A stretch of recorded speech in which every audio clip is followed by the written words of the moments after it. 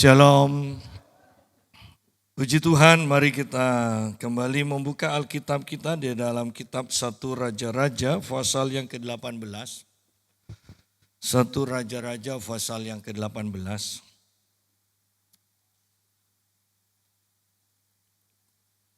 Ayat yang ke-30 mulai. Kata Elia kepada seluruh rakyat itu, "Datanglah dekat kepadaku." Maka mendekatlah seluruh rakyat itu kepadanya. Lalu ia memperbaiki mezbah Tuhan yang telah diruntuhkan itu. Kemudian Elia mengambil 12 batu menurut jumlah suku keturunan Yakub. Kepada Yakub ini telah datang firman Tuhan, "Engkau akan bernama Israel." Ia mendirikan batu-batu itu menjadi mezbah demi nama Tuhan dan membuat suatu parit sekeliling mezbah itu yang dapat memuat 2 sukat benih. Ia menyusun kayu api, memotong lembu itu dan menaruh potongan-potongannya di atas kayu api itu. Sesudah itu ia berkata, "Penuhilah 4 buyung dengan air dan tuangkan ke atas korban bakaran dan ke atas kayu api itu." Kemudian katanya, "Buatlah begitu untuk kedua kalinya." Dan mereka berbuat begitu untuk kedua kalinya. Kemudian katanya, "Buatlah begitu untuk ketiga kalinya." Dan mereka berbuat begitu untuk ketiga kalinya. Sehingga air mengalir sekeliling mezbah itu, bahkan parit itu pun penuh dengan air. Kemudian pada waktu mempersembahkan korban petang, tampillah Nabi Elia dan berkata, "Ya Tuhan Allah Abraham, Ishak dan Israel, pada hari ini biarlah diketahui orang bahwa Engkaulah Allah di tengah-tengah Israel, dan bahwa aku ini hambamu, dan bahwa atas firman-Mu lah aku melakukan segala perkara ini." Kita berhenti sampai sini dulu. Nah, tadi pagi kita sudah membahas tentang bangsa Israel yang mengalami kekeringan selama 3,5 tahun. Dan kemudian Ahab bertemu dengan Elia. Ahab bertemu dengan Elia dan Ahab menyalahkan Elia bahwa keadaan ini yang mencelakakan Israel itu karena Elia. Tetapi Elia berkata, "Bukan, ini karena perbuatanmu dan keluargamu dan seluruh bangsa Israel yang sudah meninggalkan perintah Allah dan bahkan mengikuti menyembah Baal." Dan kemudian Elia mengajak Ahab bersama bangsa Israel, semua nabi-nabi Baal, nabi-nabi Asyera untuk berkumpul bersama dan untuk membuktikan siapa Allah yang benar. Nah, tadi pagi kita sudah bahas bahwa yang pertama kali memanggil Allahnya adalah nabi-nabi Baal. Dan ternyata Allah mereka, ilah mereka tidak menjawab, tidak bersuara. Ya, mereka tidak mendapat jawaban. Sekarang tibalah giliran dari Elia. Ketika kata Elia kepada seluruh rakyat itu, "Datanglah dekat kepadaku." Maka mendekatlah seluruh rakyat itu kepadanya. Lalu ia memperbaiki mezbah Tuhan yang telah diruntuhkan itu. Ya. Bahwa Elia mengajak umat untuk datang mendekat kepadanya. Artinya juga nantinya umat akan mendekat, akan ada di dekat dari mezbah yang akan dibangun. Ya. Tidak boleh terlalu jauh. Ya, kita dekat dengan Tuhan itu penting, jangan terlalu jauh. Elisa dekat dengan Elia, ikut dekat dengan Elia, dan Elisa mendapatkan impartasi urapan dari Elia 2 kali ganda. Sedangkan 50 nabi-nabi yang lain yang sekolah di sekolah dari Elia, mengikuti dan melihat Elia dari jauh dan mereka tidak dapat apa-apa. Ya. Semakin kita dekat dengan Tuhan, kita akan melihat kebesaran Tuhan. Seperti tadi saya contohkan bahwa seorang anak melihat pesawat dan dia katakan pesawat itu kecil sekali. Kemudian beberapa waktu kemudian ayahnya membawa anak itu ke bandara dan anak itu melihat, ditunjukkan oleh ayahnya pesawat itu yang dilihat waktu terbang begitu kecilnya. Sekarang anak itu terkagum-kagum betapa besarnya pesawat itu. Demikian pula hubungan kita dengan Tuhan. Kalau kita hanya mengikut Tuhan dari jauh, kita akan tidak pernah melihat kebesaran Tuhan. Kita hanya melihat Allah yang kecil, Allah yang tidak bisa apa-apa, Allah yang tidak mendatangkan rasa hormat dan takut kepada kita. Oleh karena itu, mendekat kepada Tuhan. Ya, dekat dengan Tuhan. Di sini Elia berkata, datanglah dekat kepadaku. Datanglah dekat kepadaku. Maka mendekatlah seluruh rakyat itu kepadanya. Lalu ia memperbaiki mezbah Tuhan yang telah diruntuhkan. Tadi pagi kita sudah bahas bahwa mezbah itu seharusnya tidak boleh padam apinya. Ini bukan hanya padam, tetapi bahkan mezbahnya diruntuhkan. Berarti sudah tidak ada persembahan lagi. Ya. Mezbah yang apinya padam saja itu membuktikan bahwa di atas mezbah itu tidak pernah diberikan persembahan lagi. Ya, Roma pasal 12 berkata, persembahkanlah tubuhmu sebagai persembahan yang hidup, kudus dan berkenan kepada Allah dan itulah ibadah kita yang sejati. Ya. Bahwa hidup kita ini harus dipersembahkan kepada Tuhan di atas mezbah. Itu berbicara saat teduh kita setiap pagi dengan Tuhan. Ya. Mempersembahkan tubuh kita. Lalu ia memperbaiki mezbah Tuhan yang telah diruntuhkan itu. Bahwa ketika mezbah itu sudah diruntuhkan, sukar loh untuk dibangun lagi. Ya. Sampai sekarang saja, COVID sudah selesai, sudah berapa tahun. Masih banyak jemaat yang tidak mau beribadah. Mereka tetap memilih ibadah online. Ya. Banyak. Kenapa? Karena sudah beberapa tahun tidak beribadah. Sukar untuk membangun kebiasaan yang sudah bertahun-tahun kita lakukan kemudian kita tidak lakukan lagi. Oh, sukar. Orang yang berhenti olahraga, ya, itu untuk memulai lagi, itu butuh pergumulan. Ya. Sama dengan ketika kita sudah lama tidak membangun hubungan kita dengan Tuhan melalui saat teduh. Untuk memulai saat teduh lagi, sukar. Ya, sukar. Kadang kita beribadah seminggu 2 kali atau seminggu 3 kali. Kalau Anda kurangi, ya Anda kurangi dengan alasan apapun dan ini terjadi beberapa kali Anda kurangi. Bukannya Anda nantinya ingin menambah, tetapi justru Anda akan semakin longgar untuk absen terus. Ya. Itu sudah hukumnya. Itu sudah hukumnya. Ya. Jadi kebiasaan yang baik jangan sampai dihilangkan. Apalagi ini berbicara tentang mezbah. Ya. Kalau kita sekarang kenal saat teduh kita. Ya. Lalu ia memperbaiki mezbah Tuhan yang telah diruntuhkan itu. Kenapa diruntuhkan? Karena mereka menyembah Allah yang lain.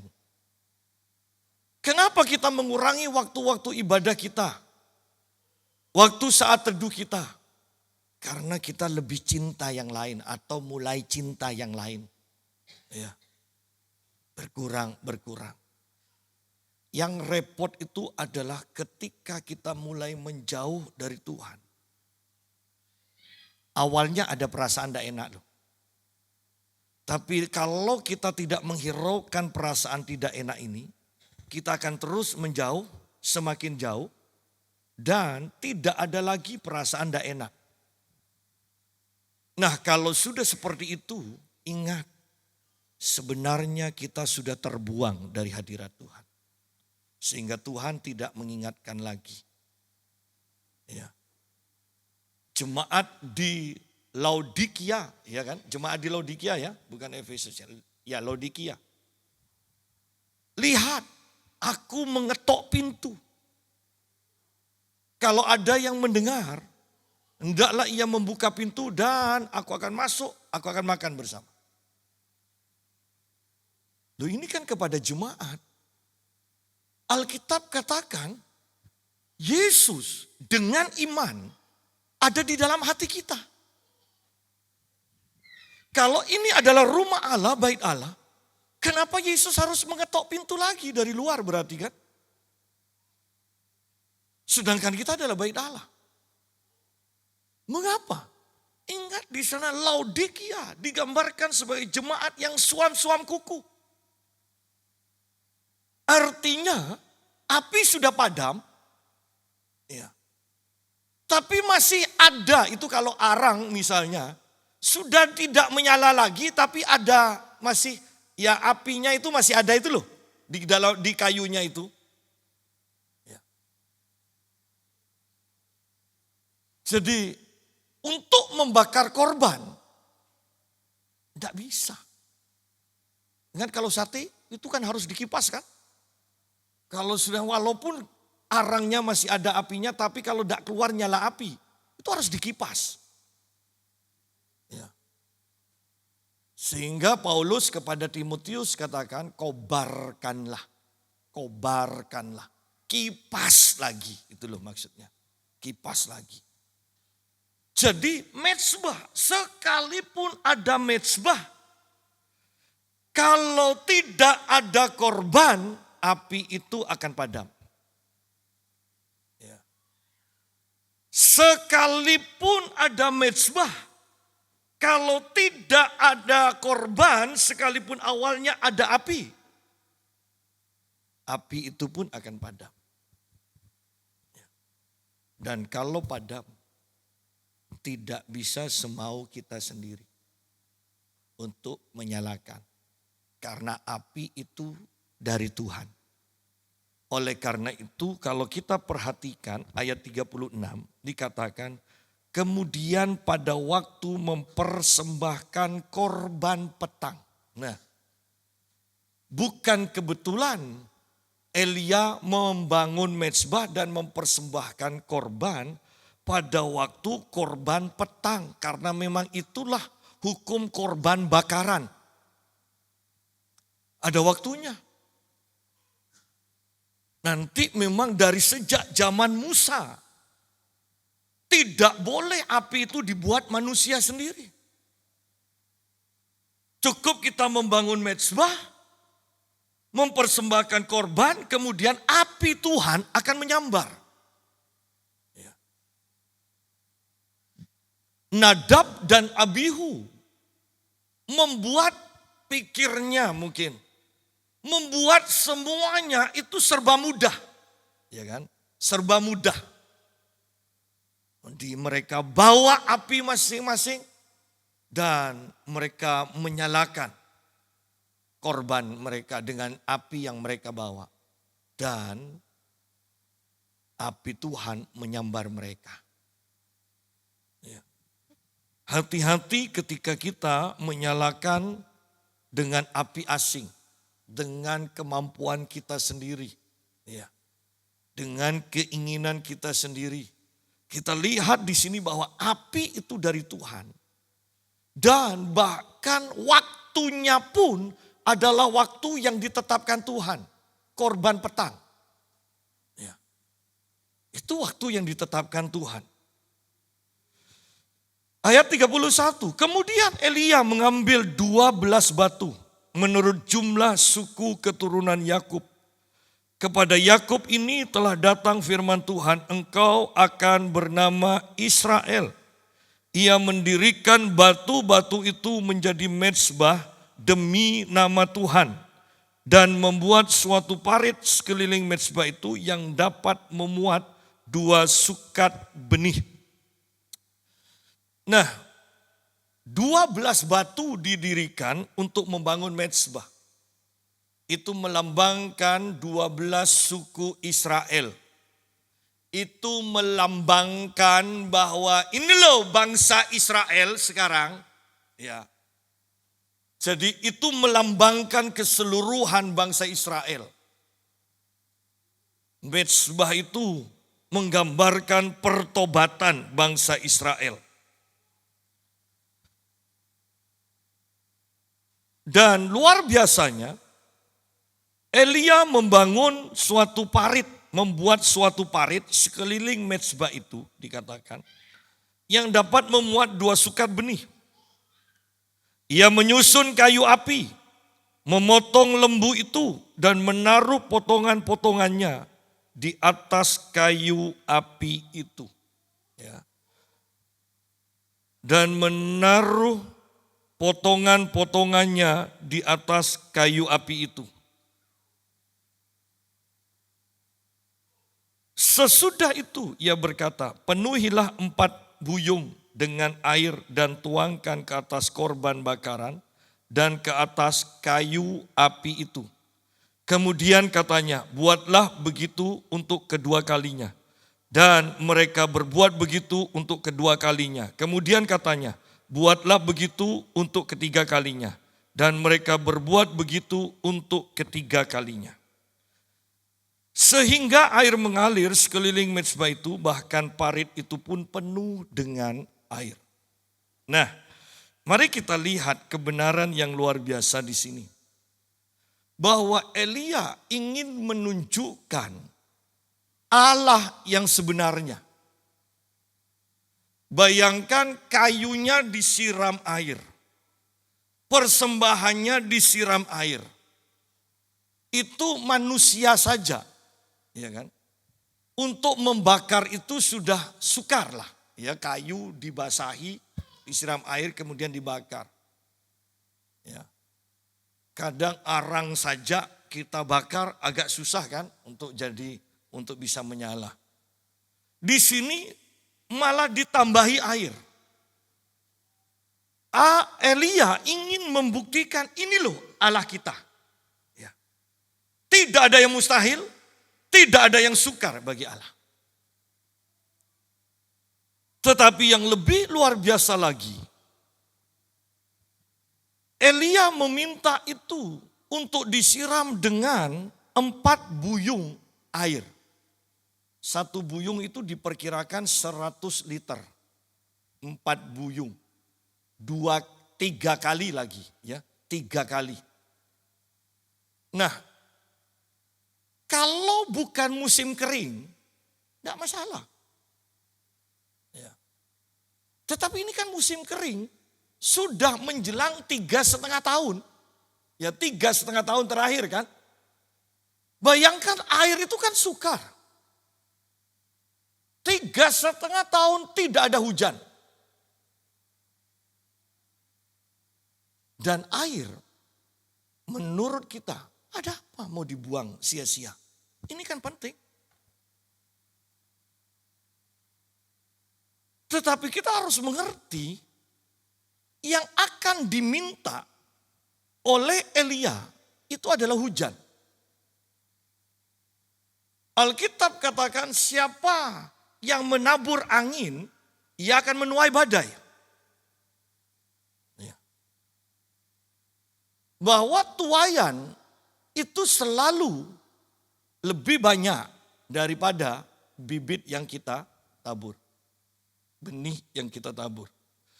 Jadi di sini kita lihat hukum tabur tuai pun Elia melakukannya. Jangan kita beralasan, ya musim paceklik. Ini lebih daripada musim paceklik. Seharusnya bahkan kalau memang hanya sekedar untuk membuktikan bahwa Elia tidak main curang, ya kan, dalam pertandingan itu, cukuplah. Mungkin 1 buyung atau 2 buyung. Ini 4 buyung 3 kali. Ya. Berarti kan 12. Untuk apa air dibuang sia-sia di tengah masa kekeringan? Jadi, ingat ketika kita ingin menuai sesuatu, kita harus menabur benih yang sama dengan apa yang akan kita tuai. Ya. Kita lihat dulu sebentar kitab Galatia. Galatia pasal yang ke-6. Ayat yang ke-7 mulai. Janganlah sesat. Allah tidak membiarkan dirinya dipermainkan. Karena apa yang ditabur orang, itu juga yang akan dituainya. Sebab barang siapa menabur dalam dagingnya, ia akan menuai kebinasaan dari dagingnya. Tetapi barang siapa menabur dalam roh, ia akan menuai hidup yang kekal dari roh itu. Janganlah kita jemu-jemu berbuat baik. Karena apabila sudah datang waktunya, kita akan menuai jika kita tidak menjadi lemah. Nah, perhatikan di sini, jangan sesat dikatakan. Apa sih? Kenapa kita dikatakan sesat? Dikatakan Allah tidak membiarkan dirinya dipermainkan. Karena apa yang ditabur orang, itu juga yang akan dituainya. Kita tak bisa menabur benih jagung dan mengharapkan buah duren. Ya. Tetapi kan orang Kristen itu sering berpikir, yang penting aku berbuat baik, menabur kebaikan, kemudian inginnya nuai uang. Ya. Anda menabur senyum, Anda akan nuai senyum juga. Ya kan, orang yang disenyumi pasti, ya kecuali bukan orang itu. Ya kan, kalau masih namanya orang disenyumi pasti senyum juga. Ya. Jadi apa yang kita tabur itu yang kita tuai juga. Ya. Nabur benih padi, maka kita akan menuai padi. Tidak mungkin nabur benih padi, nuainya gandum. Tidak mungkin. Tetapi ingat, orang Kristen itu selalu berprinsip pokok, aku menabur kebaikan, aku bisa nuai uang. Aku nabur kebaikan, aku bisa nuai rumah. Terus seperti itu. Ini kan Alkitab kata sesat kamu. Sesat. Sebab barang siapa menabur dalam dagingnya, ia akan menuai kebinasaan dari dagingnya juga. Tidak mungkin menabur daging, menuai roh. Tetapi barang siapa menabur dalam roh, ia akan menuai hidup yang kekal dari roh itu. Janganlah kita jemu-jemu berbuat baik. Karena apabila sudah datang waktunya, kita akan menuai jika kita tidak menjadi lemah. Lihat, jangan jemu. Aku sudah nabur begitu banyak tapi kok tidak nuai-nuai. Kemudian kita jemu. Tidaklah, sudah berhenti. Loh, jangan-jangan ketika Anda menabur 1 kali lagi, Anda akan nuai loh. Di sini dikatakan, kita akan menuai jika kita tidak menjadi lemah. Ketika kita mulai, mungkin sudah mulai sedikit uang kita. Biasanya kita ngasih, sekarang tidak ngasih. Waktunya nuai, kita tidak nuai. Ya. Jangan berhenti, jangan jemu, jangan pernah menjadi lemah. Berdoa pun sama, mengharapkan jawaban Tuhan. Tabur terus doa-doa. Pada waktunya Tuhan pasti jawab. Ya. Jangan berhenti. Jangan menjadi lemah. Jangan jemu, jangan menjadi lemah. Ya.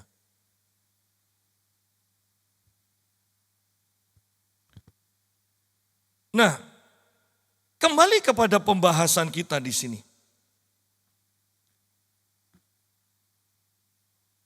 Bahwa Elia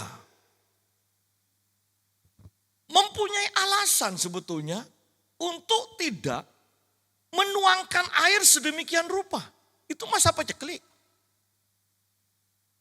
Kita pun bisa mempunyai berbagai alasan. Aku tidak bisa ngasih perpuluhan karena ini. Aku tidak bisa memberikan orang-orang yang biasa aku kasih karena ini.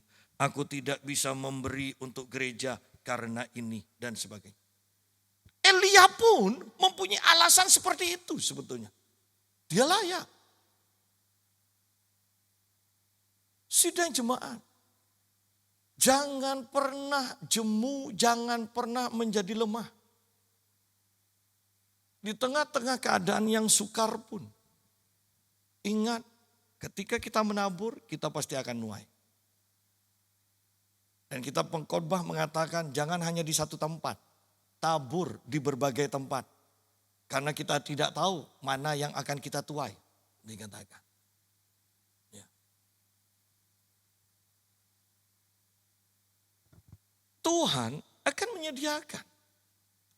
Mulai tadi pagi kita sudah memakai handycam yang baru. Lumayan dengan harga 13 juta. Ya. Maunya saya adalah saya ambil kas gereja 10, saya ambil kas diakan 3 juta untuk membeli.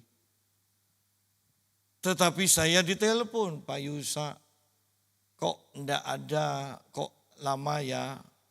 Ya, ada satu orang yang selalu setelah nonton YouTube saya, dia pasti ngebel saya. Dia banyak tanya. Dan dia tanya, kok saya sudah, yang diupload terakhir itu saya sudah lihat. Mana lagi? Saya katakan, maaf kameranya rusak. Mungkin nanti kalau memang itu ditayangkan, ya. Itu pun tidak ada gambarnya. Kemudian tunggu aja kita masih mau beli. Loh harganya berapa? Saya bilang 13 saya kasih fotonya. Ya. Dan oh ya sudah saya transfer aja. Saya transfer. Lihat di sini bahwa ketika kita menjadi berkat, orang pun akan memberkati kita kok. Ya. Bahwa anak Tuhan ini merasa diberkati dengan khotbah-khotbah. Ada seseorang yang berkata, saya download semua khotbahnya Pak Yusa. Tidak masalah walaupun tidak ribuan yang nonton. Tetapi perhatikan. Ketika ada 1-2 orang yang bisa menerima firman itu dan menangkap pesan-pesan Tuhan. Membuat mereka terus haus dan terhubung dengan kita. Itu sudah cukup. Kan 1 orang diselamatkan, seluruh isi surga bersorak-sorai. Kan? Ya. Dulu Albert berkata, kok hanya segini ya kok tidak nambah-nambah. Sudahlah saya kuatkan dia. Ya. Saya kuatkan. Sudah. Sekalipun 1 orang yang mendengar, yang melihat, mendengar. Dan mereka diubahkan. Itu sudah puji Tuhan. Ya. Sehingga dia kuat lagi. Untuk terus mengupload. Ya. Sidang jemaat. Banyak orang ketika tidak melihat hasil. Kadang jemu. Untuk apa aku melakukan ini? Kalau mau jujur. Kita berdoa. Kadang-kadang kan kita juga minta kebangunan rohani. Tapi kok sepertinya kok tidak ada jawaban Tuhan. Tetapi ketika saya keliling, saya melihat, ternyata gereja kita ini bisa dikatakan lebih baik dari kebanyakan PD, gereja-gereja yang besar. Ya. Saya mulai mendengar lagi kesaksian. Ada masalah dengan perut saya, Ya. Sudah 2 hari ada masalah. Tenggorokan saya sudah 2 hari. Tidak bisa makan. Tadi dibawa ke gereja. Sekarang selesai gereja kita makan bersama. Kok bisa enak? Nambahnya enak juga. Ya kan? Saya mau tekankan begini bahwa hal seperti ini jarang loh di banyak gereja. Berarti kan kita berdoa minta lawatan Tuhan. Sebenarnya kan sedang terjadi. Nah nanti kita akan bahas bahwa ketika Elia berdoa minta hujan. Itu tidak langsung hujan besar. Awan langsung menyelimuti seluruh negeri itu. Sekepal tangan dikatakan awannya. Berarti kan kita harus mulai bersyukur dengan apa yang Tuhan sudah kerjakan, apa yang Tuhan jawab dalam doa-doa kita, sekalipun itu hanya sekepal tangan. Itu akan menjadi hujan yang besar. Ya.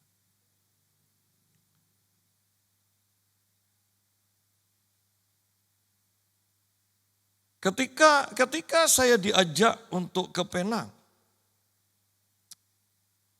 seseorang berkata di Jakarta yang minta saya mentori. Bapak ke Penang? Iya, diajak. Ya sudah saya nanti ke Penang juga ikut.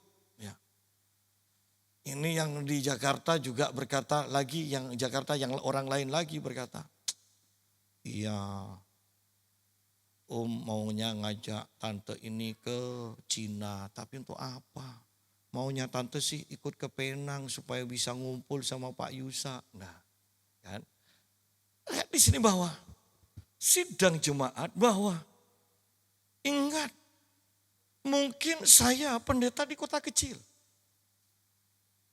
Tetapi doa demi doa yang kelihatannya tidak langsung hujan besar jawabannya. Itu sudah mulai kelihatan. Sudah mulai kelihatan.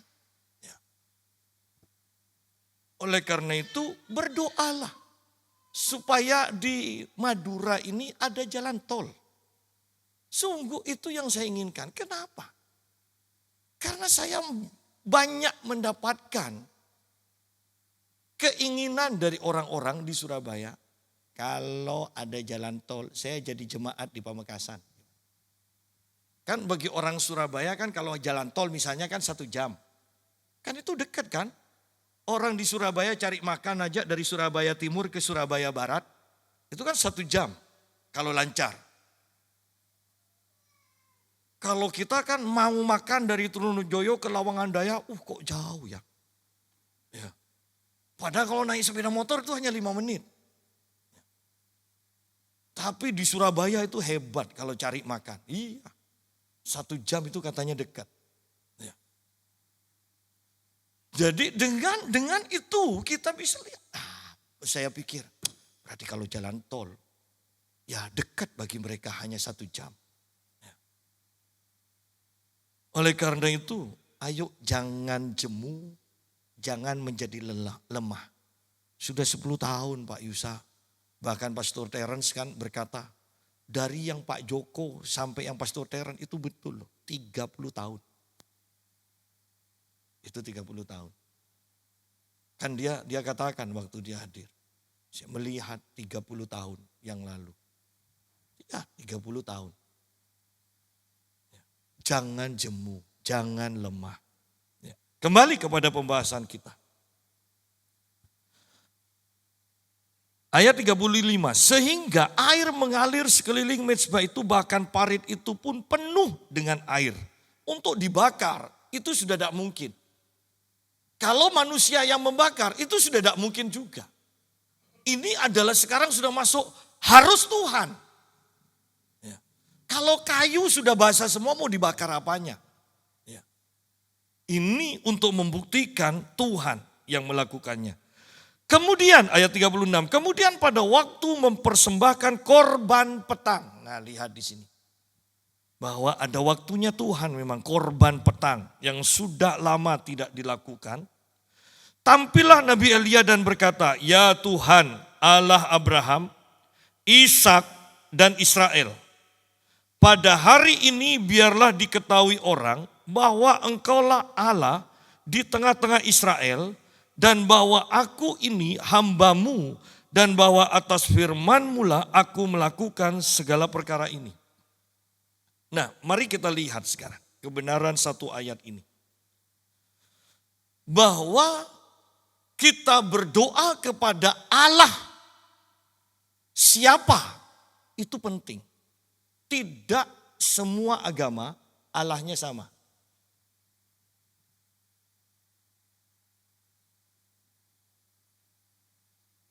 Dan ini bisa dibuktikan dari umatnya yang menggambarkan keadaan surganya. Berbeda semua loh. Buddha dengan inkarnasinya, kan ada inkarnasinya. Kalau kita kan surga, kita tidak akan reinkarnasi lagi kan. Kita tetap akan ada di surga. Kita akan menyembah Tuhan di sana. Tidak ada kawin mengawinkan. Kalau Islam, surganya beda lagi. Ada pesta seks. Perhatikan, kita bukan jelek-jelekan, tetapi lihat di sini bahwa ini loh, dengan berbagai macam surga, berarti kan kita tidak usah tengkar. Berarti Allahnya memang berbeda. Iya kan? Kan itu lebih aman. Agamamu, agamaku, agamaku, agamaku. Allahmu, Allahmu, Allahku, Allahku. Memang berbeda. Tidak perlu dicari, selalu berdebat terus. Tidak perlu. Kalau sudah tidak percaya ya tidak masalah kan. Ya. Jadi lihat di sini sehingga di sini Elia mengatakan, "Ya Tuhan, Yahweh, Allah Abraham, Ishak dan Israel." Ya. Nabi Baal berbeda lagi kan menyebut Allahnya kan. Pada hari ini biarlah diketahui orang bahwa Engkaulah Allah di tengah-tengah Israel, dan bahwa aku ini hamba-Mu. Nah, lihat di sini bahwa betapa pentingnya jawaban Tuhan atau Allah yang nyata. Sehingga diketahui bahwa satu, Engkau memang Allah yang patut disembah. Kedua, aku adalah hamba-Mu. Butuh bukti. Bahwa kita juga sebagai orang Kristen. Butuh bukti. Buktinya apa? Allah menyertai kita. Allah memakai kita untuk melakukan hal-hal yang mustahil menurut orang lain. Butuh bukti. Sungguh-sungguhkah kita berkenan kepada Allah? Butuh bukti. Butuh bukti. Biarlah diketahui orang bahwa Engkaulah Allah di tengah-tengah Israel. Bagaimana bangsa Israel bisa tahu?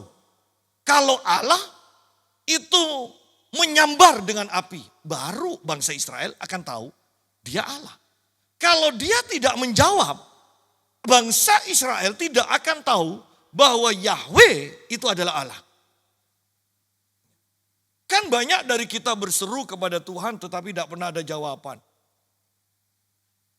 Kita tidak akan pernah tahu Allah seperti apa yang kita sembah, yang kita memohon.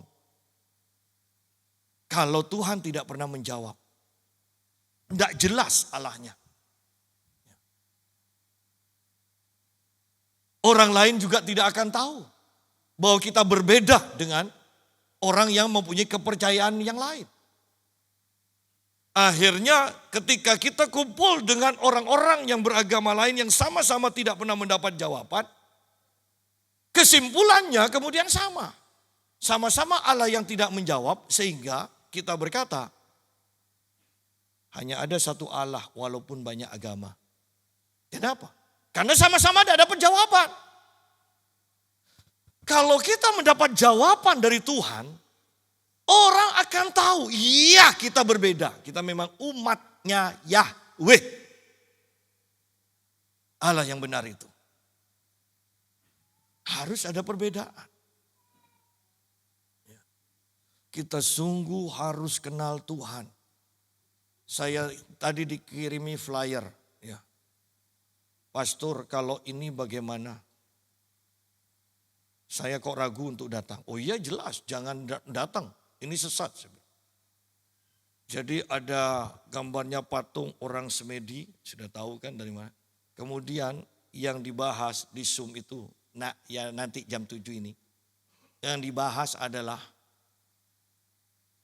karma leluhur. Ciri-ciri orang yang kena karma leluhur. Ya. Usaha tidak berhasil, emosi tidak stabil, ya. Kemudian terjadi perceraian terus dan sebagainya dan sebagainya. Sama kan dengan ciri-ciri kutuk orang-orang. Dulu tidak pernah ada seperti ini, tetapi ini akhir zaman. Semuanya mau ditiru. Kalau kita tidak sungguh-sungguh kenal Tuhan, kenal firman Tuhan sungguh-sungguh, pasti kita akan disesatkan. Judulnya adalah pemulihan melalui hipno. Tetapi yang dibahas yaitu judulnya juga karma leluhur. Ciri-ciri orang yang kena karma leluhur.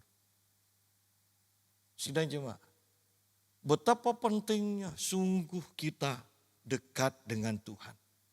Ya. Sehingga kita tidak akan disesatkan di akhir zaman ini.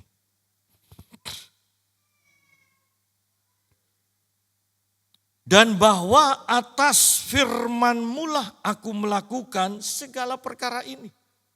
Sidang jemaat, kalau kita perhatikan tindakan Elia, nekat. Tetapi ingat, tindakan Elia bukan asal nekat. Dia sudah mendengar firman Tuhan. Dia sudah dituntun oleh Tuhan. Lakukan ini, lakukan ini, lakukan ini. Ya. Banyak orang menyamakan nekat itu dengan iman. Beda. Iman itu mendengar firman Tuhan terlebih dahulu. Baru iman timbul. Kalau nekat itu adalah keinginan kita yang terlalu besar, yang mau tidak mau harus tercapai, itu nekat namanya. Ya, itu nekat. Banyak orang kan beli rumah, menyicil rumah karena nekat. Kemudian diganti kata yang penting iman. Yang penting iman. Oh, banyak yang menyamakan nekat dengan iman. Kalau iman itu mendengar suara Tuhan terlebih dahulu. Ya. Iman timbul dari pendengaran dikatakan. Nah di sini pun agak aneh. Sehingga orang-orang kalau membaca firman harus bersuara. Anda tahu kalau saya membaca firman bersuara. Capek loh mulut kalau sudah 2 pasal, 3 pasal. Saya percaya yang dimaksud mendengar, iman timbul dari pendengaran, pendengaran akan firman rema Kristus dikatakan. Bahwa itu adalah firman yang kita dengar dengan manusia roh kita. Bukan membaca dengan suara terdengar. Iya bisa timbul iman, bisa. Tetapi bukan itu sebenarnya yang dimaksud. Firman rema itu ketika kita mendengar langsung Tuhan berbicara pada kita. Atau Tuhan memberikan penglihatan. Itu iman nantinya. Ya. Sehingga banyak orang kan kemudian Sakit parah. Saya beriman Tuhan sembuhkan. Mati. Kenapa? Kalau Kenneth Hagin berkata begini. Anda harus berdoa sampai Anda melihat. Kalau orang tidak pernah misalnya sakit terbaring, tidak bisa bangun. Anda harus terus berdoa sampai Anda melihat, Anda bisa rekreasi, Anda pergi ke pesta, Anda makan. Anda harus lihat itu di alam roh, dia bilang. Maksudnya sampai timbul iman di mana Allah memperlihatkan ini loh yang aku sediakan bagimu. Baru orang itu akan sembuh. Banyak orang menyamakan percaya dengan iman. Sudah, yang penting saya percaya pasti sembuh. Saya percaya Tuhan pasti pulihkan ekonomi saya. Dasarnya mana? Karena iman itu adalah dasar dari yang kita harapkan. Dasarnya mana? Firman Tuhan, suara Tuhan atau penglihatan yang Tuhan tunjukkan. Itu dasarnya. Abraham mendapatkan Ishak. Dasarnya apa? 25 tahun loh. Dasarnya apa? Tuhan berfirman. Itu aja. Faktanya, badannya merosot, sudah tua. Dikatakan sudah mati pucuk. Artinya sudah tidak birahi lagi loh. Mau Ishak, Abraham, mau Sarah. Sudah tidak bergairah lagi. Tetapi ketika terus berpegang pada firman Tuhan. 25 tahun.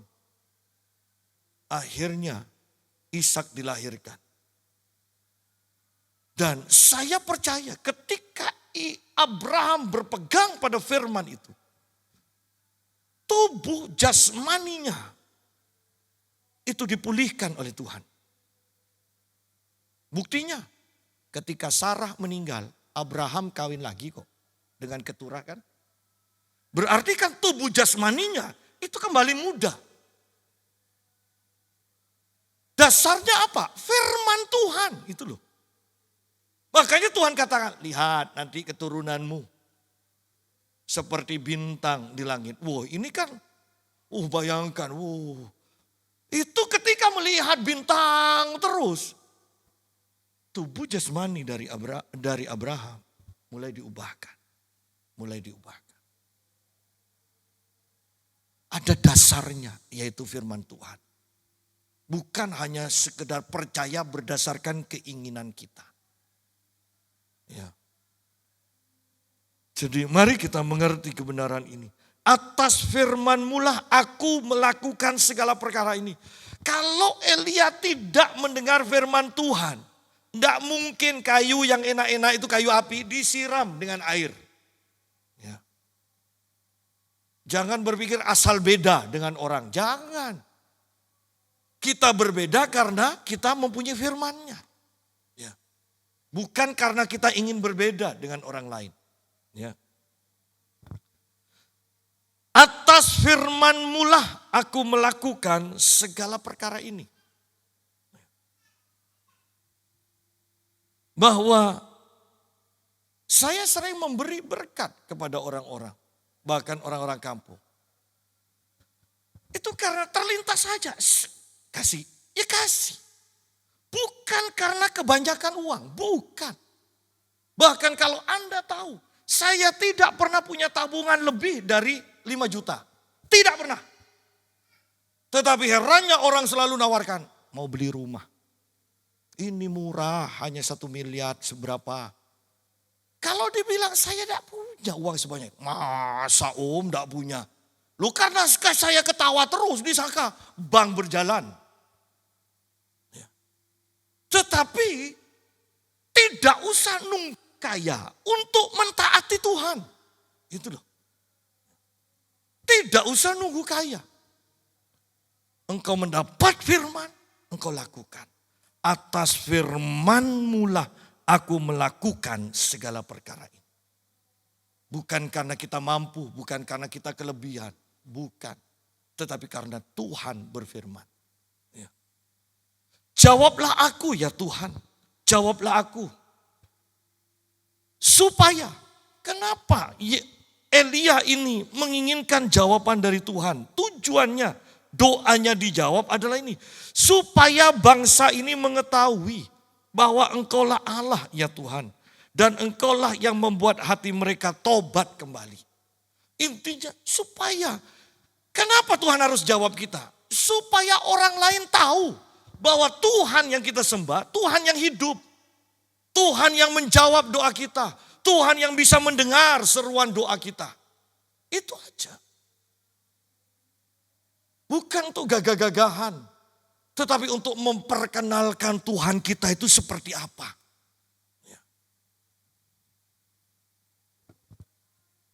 Betapa pentingnya hal ini. Jawablah aku ya Tuhan, jawablah aku. Supaya bangsa ini mengetahui bahwa Engkaulah Allah. Bukan supaya aku kelihatan hebat, bukan. Bukan supaya aku terkenal, bukan. Supaya Engkau dikenal Tuhan. Supaya Engkau dikenal. Lalu turunlah api Tuhan menyambar, habis korban bakaran, kayu api, batu dan tanah itu. Bahkan air yang dalam parit itu habis dijilatnya. Dikatakan. Bahwa semua yang dipersembahkan. Saya mau katakan bahkan air pun itu termasuk persembahan. Karena itu adalah benda yang sangat langka, sangat berharga pada waktu itu. Dipersembahkan sedemikian rupa. Dan Tuhan menerima itu. Dengan menjilat dengan apinya.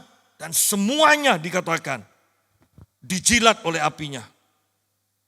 Ketika itu terjadi. Ketika seluruh rakyat melihat kejadian itu. Sujudlah mereka serta berkata, Tuhan dialah Allah. Tuhan dialah Allah.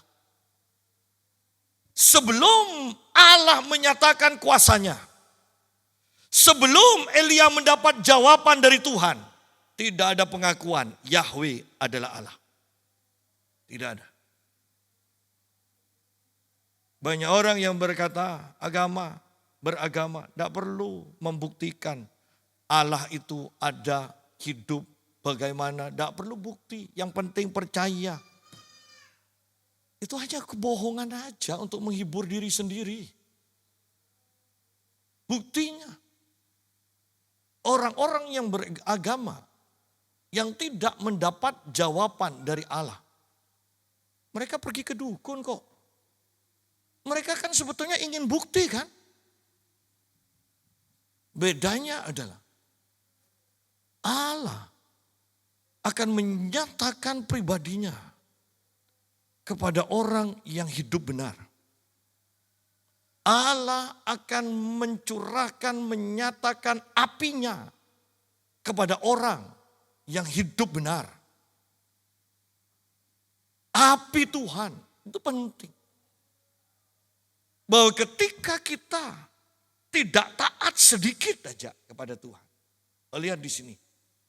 Bahwa saat teduh kita menjadi kurang bergairah. Sudah tinggalkan ajaran hyper grace. Yang mengatakan, alah jangan percaya perasaan. Tuhan tidak pernah marah. Tetapi Tuhan tidak bisa memang menjalin keintiman dengan orang yang hidup dalam dosa. Allah yang kudus hanya akan intim dengan orang yang menjaga kekudusan juga.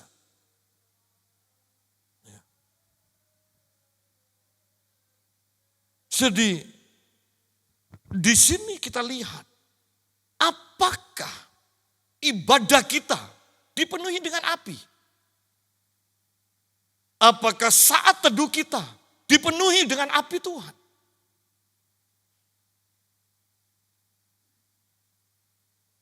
Seseorang berkata pada saya, tante ini walaupun bekerja, tetap setiap ada waktu tante doa. Sampai rumah pun pokoknya tante gunakan untuk doa. Karena tante tahu ini akhir zaman. Oh iya, seharusnya kan seperti itu. Kita mempersiapkan diri untuk layak berhadapan dengan yang Maha Kudus itu.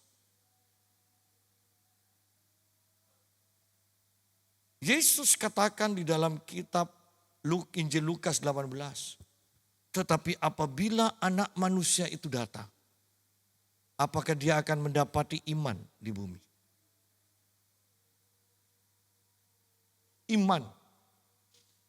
Artinya bahwa apakah ada orang yang memang mendengar suara Tuhan dan melakukannya. Orang yang hidup dengan iman. Berdasarkan apa yang Tuhan tunjukkan dan mereka mentaatinya. Ataukah kita mempunyai ide-ide sendiri dan kemudian menambahi dengan embel-embel. Ini rancangan Tuhan untuk tahun ini. Padahal Tuhan tidak berbicara.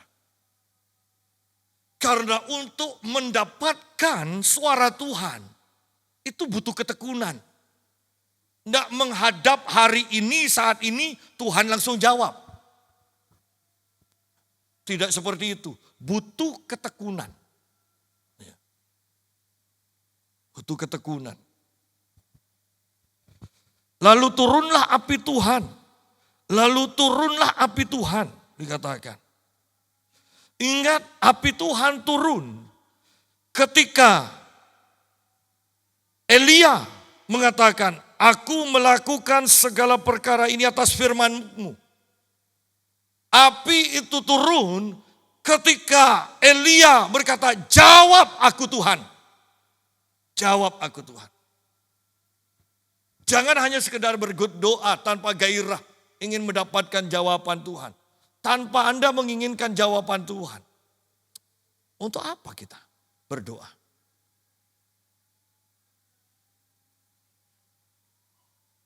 Lalu turunlah api Tuhan menyambar habis korban bakaran. Bahwa api Tuhan menunjukkan dia berkenan pada kita. Kalau kita sudah tidak bergairah beribadah, berarti memang hidup kita sudah tidak berkenan. Bukan Tuhan meninggalkan kita, tetapi kita yang meninggalkan Tuhan karena kita lebih cinta kepada yang lain dibandingkan Tuhan. Ingat kembali Tuhan katakan, roh yang aku tempatkan kepadamu di dalammu, aku ingini dengan cemburu. Bahwa ketika kita menginginkan yang lain, ingat Tuhan mencemburui kita. Bisa bayangkan kalau sampai istri cemburu, biasanya makan ayam bakar, Anda akan jadi Indomie, itu pun masak sendiri. Ya. Pasangan yang cemburu aja sudah mengerikan. Bayangkan Tuhan yang cemburu. Bayangkan itu saja. Dan kita berpikir, tidak masalah buktinya. Tuhan tidak menghukum saya. Bukan bukti itu. Tetapi pertanyaannya, apakah masih ada api Tuhan di dalam hidup kita? Bahwa tanpa api Tuhan, mezbah pun tidak berguna. Tanpa api Tuhan. Kain membangun mezbah kok. Di atas mezbahnya ada persembahan. Saya tidak yakin, tidak percaya bahwa Kain mempersembahkan buah yang busuk. Saya tidak percaya. Tidak disebutkan Kain mempersembahkan persembahan buah yang busuk. Dikatakan hanya Kain mempersembahkan sebagian. Kan gak masalah, kan memang sebagian yang dipersembahkan.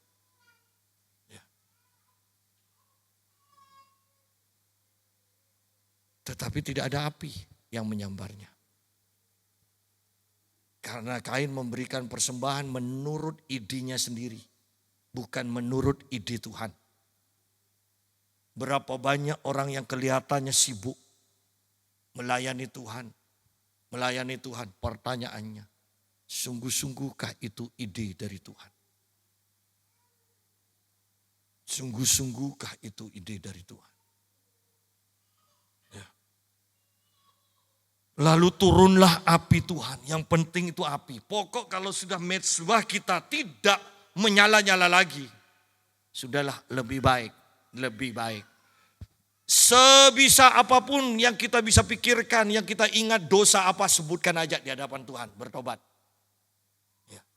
Nanti ketika Anda nyebutkan Tuhan, aku mengaku aku sombong, aku mulai mengurangi jam doaku. Tiba-tiba nanti, boom, atmosfer itu berubah. Ya. Tetapi kalau Anda tidak memulai itu pertobatan, terus mezbah itu yang tidak ada api, artinya itu nanti tidak akan digunakan lagi. Kalau tidak digunakan lagi, itu akan runtuh dengan sendirinya. Ketika seluruh rakyat melihat kejadian itu, sujudlah mereka serta berkata, Tuhan, dialah Allah. Tuhan, dialah Allah. Kata Elia kepada mereka, tangkaplah nabi-nabi Baal itu. Seorang pun dari mereka tidak boleh luput. Setelah ditangkap, Elia membawa mereka ke sungai Kison dan menyembelih mereka di sana. Ya. Nah, yang kita bisa petik dari pelajaran ini sebenarnya adalah Allah menginginkan penyebab dari kita berpaling dari Allah itu harus dimusnahkan. Apa yang menyebabkan kita mengurangi waktu-waktu ibadah kita? Apa yang menyebabkan kita tidak mentaati Tuhan sepenuh hati lagi? Itu harus dimusnahkan. Yang membuat bangsa Israel berpaling dari Allah Yehova dan kemudian menyembah Baal adalah nabi-nabi Baal ini. Sehingga ini loh akarnya harus dimusnahkan. Akarnya harus dimusnahkan. Jadi ini bukan berbicara pokoknya yang beda agama dengan kita harus disembelih. Tidak. Pelajaran rohaninya ingat, perjanjian lama adalah gambaran. Bahwa perjanjian baru itu adalah kebenarannya yang sesungguhnya. Dan tidak ada penyembelihan manusia. Akarnya. Ya, hati kita ini loh. Apa yang menyebabkan kita mulai mengurangi waktu dengan Tuhan. Kita mulai berpaling dari Tuhan. Apa penyebabnya? Musnahkan itu semua.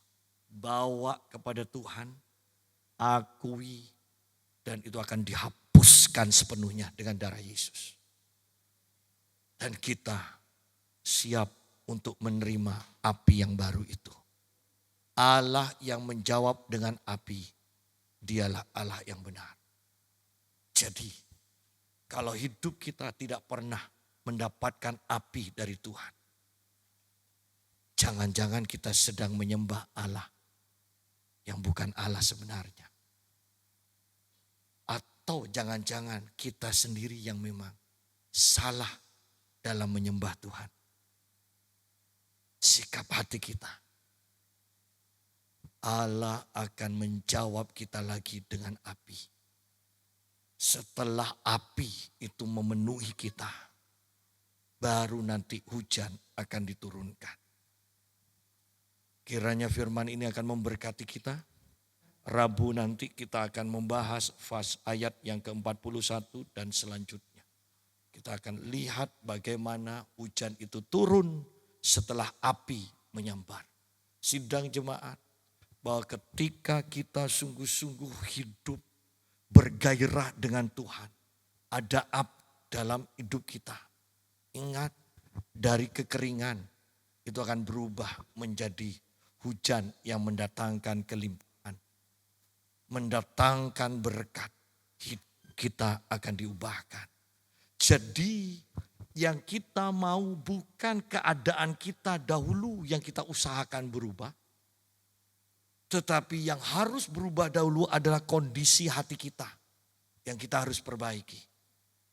Sehingga ketika hati kita sudah benar, Tuhan sudah sediakan kok.